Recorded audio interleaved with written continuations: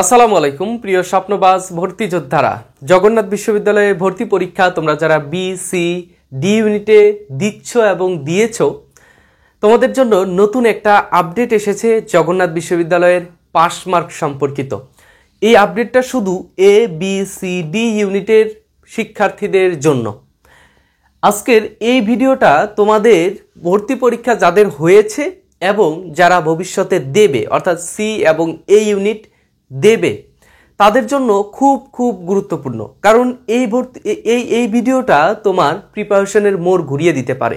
তোমরা হয়তো এতদিন নিশ্চিন্ত ছিলে যে জগন্নাথ বিশ্ববিদ্যালয়ে কোনো ধরনের পাস মার্ক নেই, কিন্তু 2 দিন আগে জগন্নাথ বিশ্ববিদ্যালয় কিন্তু তোমাদেরকে একটা নোটিশের মাধ্যমে জানিয়ে দিয়েছে যে জগন্নাথ বিশ্ববিদ্যালয়ে একটা পাস মার্ক নির্ধারিত হয়েছে।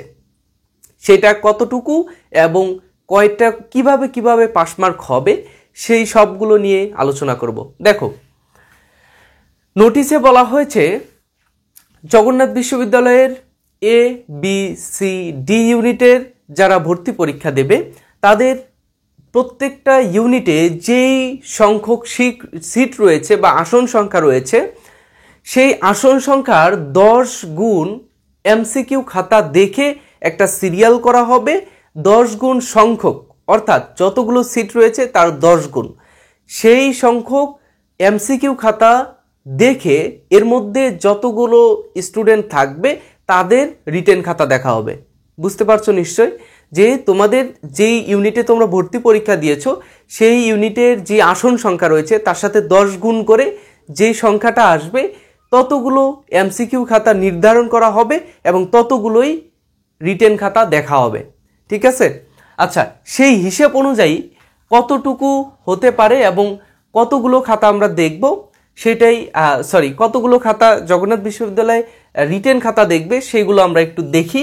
এবং প্রতি শিফট, আচ্ছা এখানে শিফট ভিত্তিকও কয়টা করে রিটেন খাতা দেখা হবে, সবগুলো নিয়েই দেখি আলোচনা করি।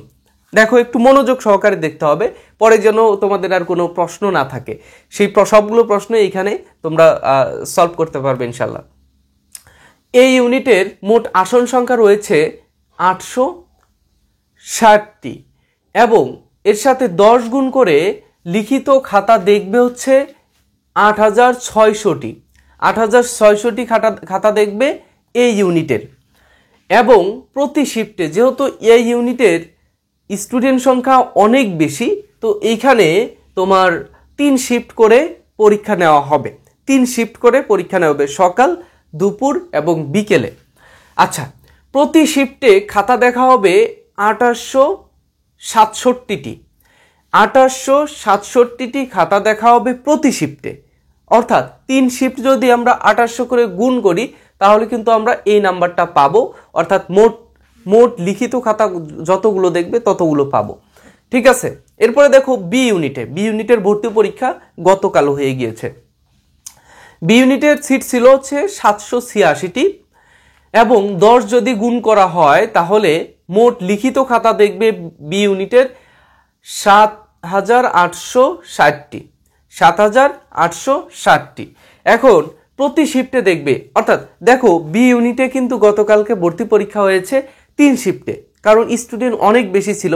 যদিও তোমাদের সার্কুলারে বলা হয়েছিল যে প্রত্যেকটা ইউনিটের আলাদা করে 3টা শিফটে পরীক্ষা হবে, কিন্তু যখন স্টুডেন্ট সংখ্যা কম দেখলো তখন স্টুডেন্ট সংখ্যা কম বলতে 3 শিফট করার প্রয়োজনই পড়ে না, 2 শিফট হলে হয়ে যায়। এবং আমাদের আশেপাশে, জগন্নাথ বিশ্ববিদ্যালয়ের আশেপাশে আরও যে শিক্ষা প্রতিষ্ঠান রয়েছে সেইখানে তারা সিট দিয়েছে, স্টুডেন্টদের সেখানে পরীক্ষার হল দিয়েছে, যার কারণে খুব সহজেই কিন্তু ভর্তি পরীক্ষাটা সম্পন্ন করা গিয়েছে।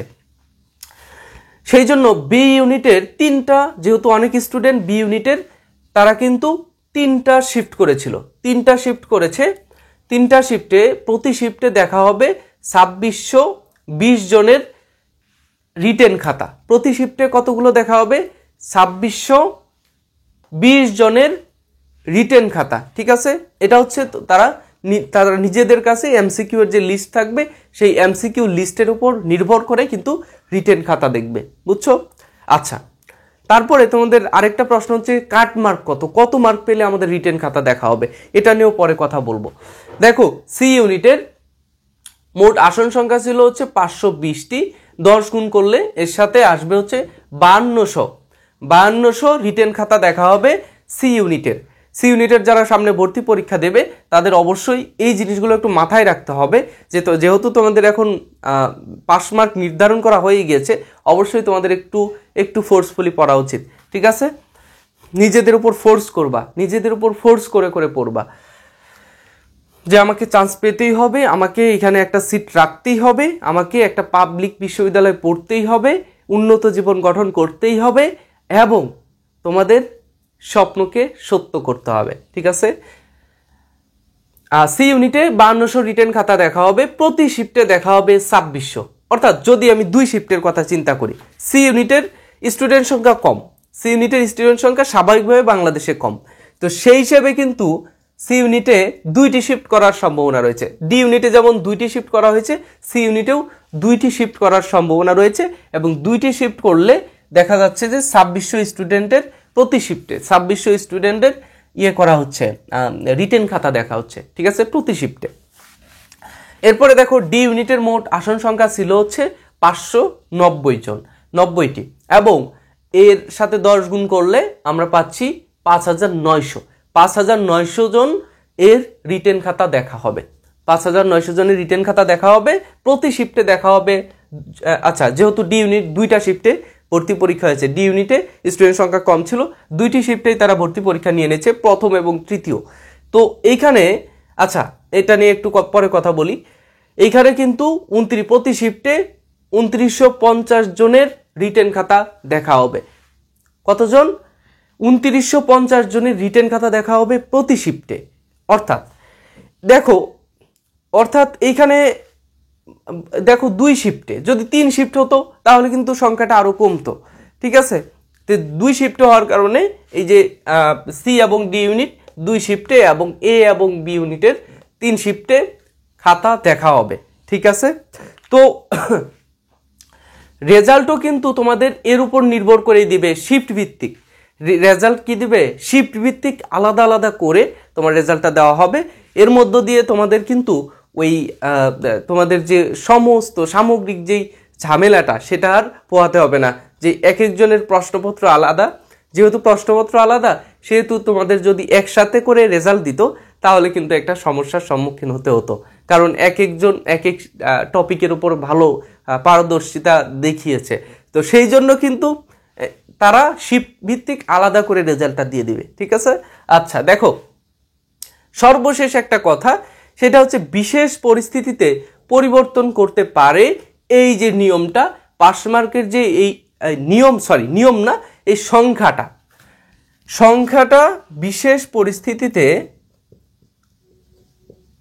এই যে সংখ্যাটি, কোন সংখ্যাটি, এই যে এই রিটেনের খাতা দেখার সংখ্যাটি, ঠিক আছে, এই রিটেনের খাতা দেখার সংখ্যাটি বিশেষ পরিস্থিতিতে পরিবর্তন করতে পারবে জগন্নাথ বিশ্ববিদ্যালয়ের কর্তৃপক্ষ। ঠিক আছে, তো এই যে বিষয়টা তোমাদের পাস মার্ক, এখন তোমাদের অনেকেরই প্রশ্ন যে ভাইয়া আমি সি ইউনিটে ভর্তি পরীক্ষা দেব, গাণিতিক বুদ্ধিমত্তা কোথায় থেকে পড়বো? দেখো আমার খেলটা দেখো, জগন্নাথ বিশ্ববিদ্যালয় সম্পর্কিত এই চ্যানেলের মধ্যে গাণিতিক বুদ্ধিমত্তা সম্পর্কিত আমি ভিডিও আপলোড করেছি, এমসিকিউ রিটেন সবগুলো মিলিয়ে 15টার মতো ভিডিও আপলোড করেছি, 15টা।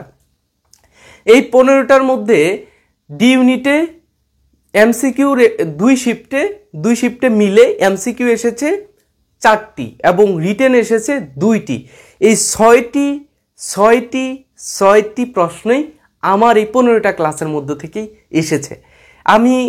আমি যখন প্রশ্নপত্র দেখলাম আমি আনন্দে আত্মহারা হয়ে গিয়েছি যে আমার প্রশ্নগুলোর মধ্যে, আমার ক্লাসগুলোর মধ্য থেকেই এই প্রশ্নগুলো এসেছে। এবং আরেকটা মজার বিষয় হচ্ছে যে আমি তোমাদের যে সাজেশন দিয়েছিলাম সেই সাজেশনের মধ্য থেকে 5টি প্রশ্ন এসেছে, অর্থাৎ 6টি প্রশ্ন এসেছে মোটের উপরে 2 শিফটে। জগন্নাথ বিশ্ববিদ্যালয় 6টি প্রশ্ন দিয়েছে গাণিতিক বুদ্ধিমত্তার, এর মধ্যে আমার ক্লাস থেকে 6টি এসেছে এবং সাজেশন থেকে এসেছে 5টি প্রশ্ন। ঠিক আছে, তো আমি আশা করব যে তোমাদের জগন্নাথ বিশ্ববিদ্যালয়ের গাণিতিক বুদ্ধিমত্তা সম্পর্কিত যে ভিডিওগুলো আমি আপলোড করেছি তোমরা সবগুলোই দেখবে, দেখলে উপকৃত হবে, পরীক্ষার হলে আমার কথা মনে পড়বে। ঠিক আছে, এর পরবর্তী ভিডিওগুলোতে সি ইউনিট সম্পর্কিত যা যা দরকার, সি ইউনিটের ইংরেজি গাণিতিক বুদ্ধিমত্তা সম্পর্কিত যা যা দরকার সব কিছু আমার এই চ্যানেল থেকে তোমার এই ফারুক ভাই দিবে। তো পরবর্তী ভিডিওগুলোতে তোমাদের সাথে দেখা হচ্ছে। সে পর্যন্ত ভালো থেকো, সুস্থ থেকো। আল্লাহ হাফেজ, আসসালামু আলাইকুম। চ্যানেলটা সাবস্ক্রাইব করতে ভুলবে না।